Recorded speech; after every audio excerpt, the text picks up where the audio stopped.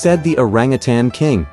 At that moment, the 7 great sages had complete freedom to do as they pleased and to call themselves whatever titles they liked. They had fun for a whole day and then dispersed. Now we return to the Devarajali and the third prince who, leading the other commanders, went straight to the treasure hall of divine mists to give this report.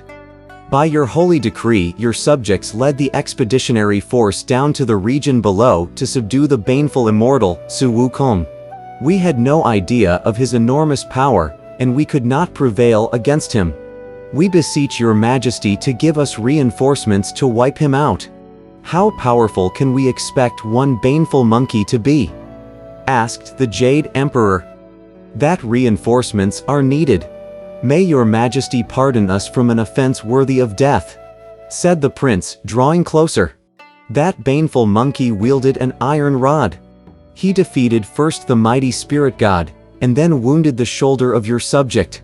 Outside the door of his cave, he set up a banner bearing the words, "The Great Sage, equal to heaven." He said that if he were given such a rank, he would lay down his arms and come to declare his allegiance. If not, he would fight his way up to the treasure hall of divine mists. How dare this baneful monkey be so insolent? Exclaimed the Jade Emperor, astonished by what he had heard. We must order the generals to have him executed at once. As he said this, the gold star of Venus came forward again from the ranks and said, "The baneful monkey knows how to make a speech, but he has no idea what's appropriate and what isn't. Even if reinforcements are sent to fight him, I don't think he can be subdued right away without taxing our forces. It would be better if your majesty were greatly to extend your mercy and proclaim yet another decree of pacification.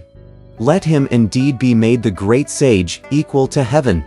He will be given an empty title, in short, rank without compensation." "What do you mean by rank without compensation?"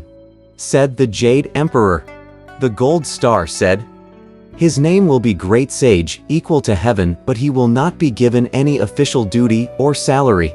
We shall keep him here in heaven so that we may put his perverse mind at rest and make him desist from his madness and arrogance.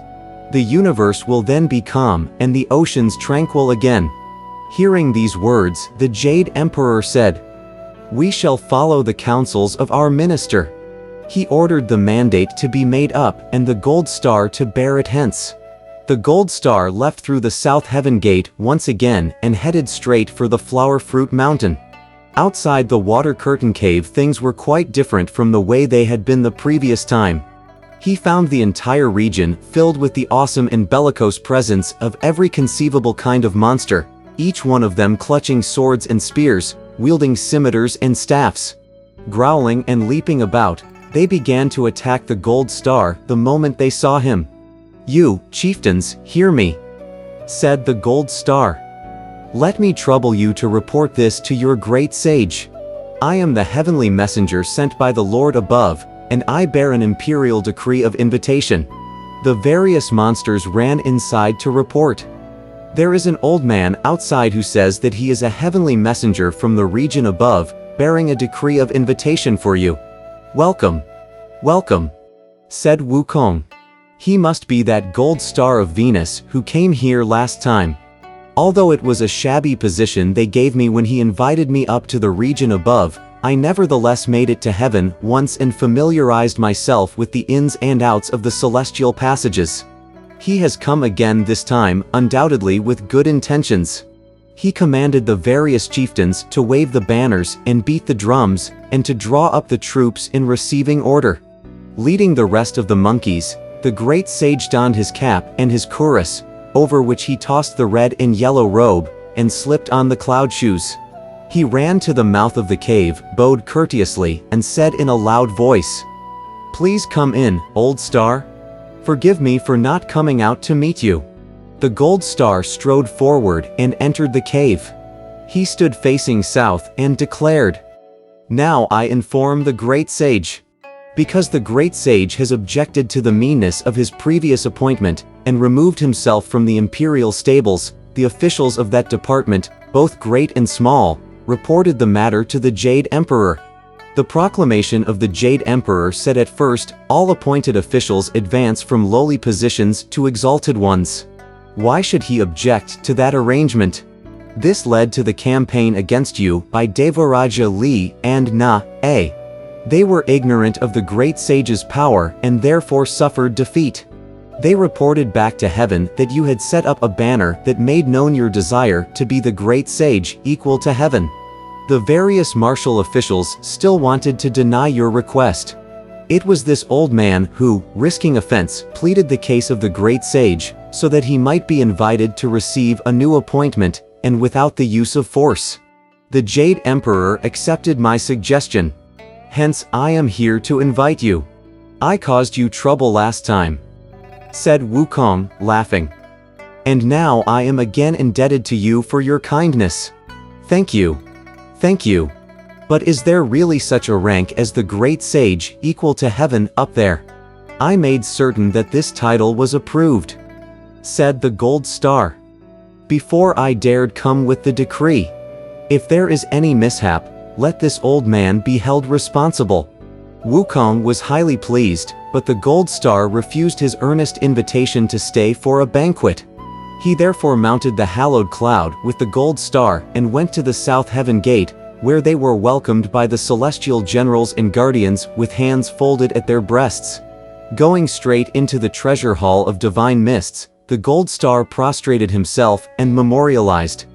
"Your subject, by your decree, has summoned here Ban Horseplague Sun Wukong. Have that Sun Wukong come forward," said the Jade Emperor. "I now proclaim you to be the great sage equal to heaven, a position of the highest rank. But you must indulge no more in your preposterous behavior." Bowing deeply, the monkey uttered a great whoop of thanks. The Jade Emperor then ordered 2 building officials, Jiang and Lu, to erect the official residence of the great sage equal to heaven to the right of the Garden of Immortal Peaches. Inside the mansion, 2 departments were established, named Peace and Quiet and Serene Spirit, both of which were full of attending officials. The Jade Emperor also ordered the star spirits of 5 poles to accompany Wukong to assume his post. In addition, 2 bottles of imperial wine and 10 clusters of golden flowers were bestowed on him, with the order that he must keep himself under control and make up his mind to indulge no more in preposterous behavior. The Monkey King obediently accepted the command and went that day with the star spirits to assume his post. He opened the bottles of wine and drank them all with his colleagues.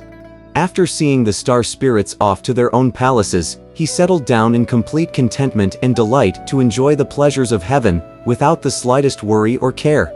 Truly, his name divine, forever recorded in the long life book, and kept from falling into Sara, will long be known. We do not know what took place hereafter. Let's listen to the explanation in the next chapter.